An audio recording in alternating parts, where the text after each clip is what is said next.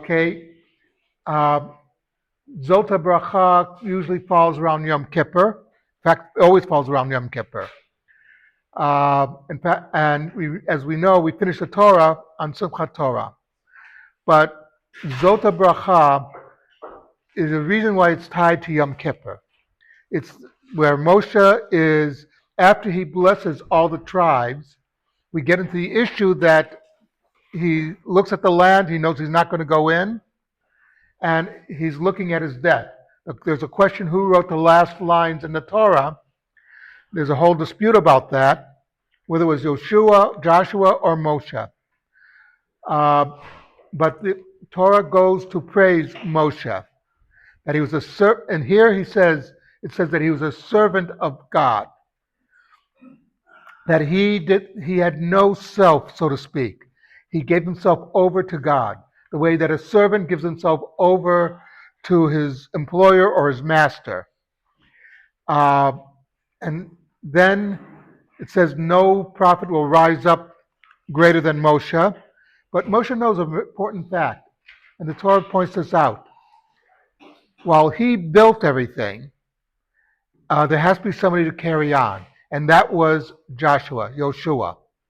He had to pick up from Moshe. He had to build upon what Moshe started. And that's part of the lesson of Yom Kippur. We're not going to be here forever.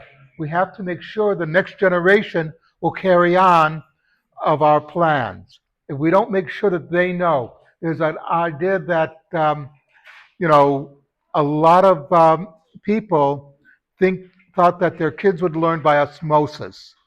It doesn't work that way. You have to be actively involved in your child's education. You have to express to them the things that you went through.